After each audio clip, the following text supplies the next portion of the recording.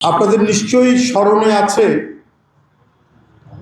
2015 সালে এই জানুয়ারি মাসে গণতন্ত্র পুনরুদ্ধারের জন্য যে আন্দোলন শুরু হয়েছিল, সেই আন্দোলনকে ধ্বংস করার জন্য, সেই আন্দোলনকে মাটির সাথে মিশিয়ে দেওয়ার জন্য শেখ হাসিনা সকল ধরনের প্রস্তুতি গ্রহণ করেছিলেন। তার মধ্যে গুলশান কার্যালয়, চেয়ারপারসনের কার্যালয়, সেই কার্যালয়ের মধ্যে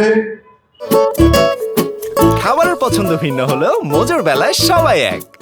চারিদিকে বালির ট্রাক, কাঠের ট্রাক দিয়ে অবরুদ্ধ করে রাখা হয়েছিল দেশনেত্রী বেগম খালেদা জিয়াকে। শুধু তাই নয়, তিনি তার রুম থেকে বাইরে বেরিয়ে এসে, অর্থাৎ ওই কার্যালয়ের তার ভিতরেই তার রুম থেকে বেরিয়ে এসে সাংবাদিকদের সাথে কথা বলার সময় ভয়ঙ্কর গোলমরিচের গুঁড়া নিক্ষেপ করা হয়েছে তার চোখে। তাকে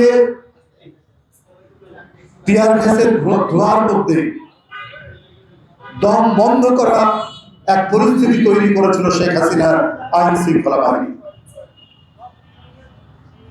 এই যে নিপীড়নের এক বৈশাচিক রূপ সুদূর মালয়েশিয়া থেকে মরহুম আরাফাত রহমান কোকো পর্যবেক্ষণ করে সে নিজেকে সামাল দিতে পারে, কারণ তার আগেই সে অসুস্থ ছিল এবং চিকিৎসাও তার হচ্ছিল মালয়েশিয়াতে, হৃদরোগের চিকিৎসা। সে আর নিজেকে সামাল দিতে পারে না। এই কষ্টে, দুঃখে, বেদনায় জর্জরিত হয়ে কষ্ট সামাল দিতে না পেরে নিজের মায়ের উপর অত্যাচারের বিভৎস রূপ দেখে সে সেখানে মৃত্যুবরণ করে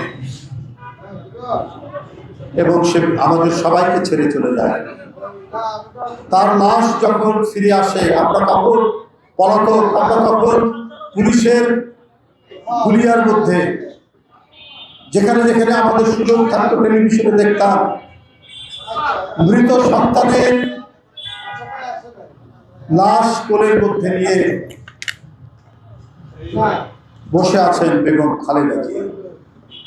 যে তার সাথে যে কোনো ব্যক্তি, তারা বিএনপি না, বিএনপির নেতা না, কিন্তু দেশের বুদ্ধিজীবী, ইউনিভার্সিটির অধ্যাপক, চিকিৎসক, বিজ্ঞানী, যে দেখা করতে গেছে, ওই সময় সান্ত্বনা দিতে গেছে,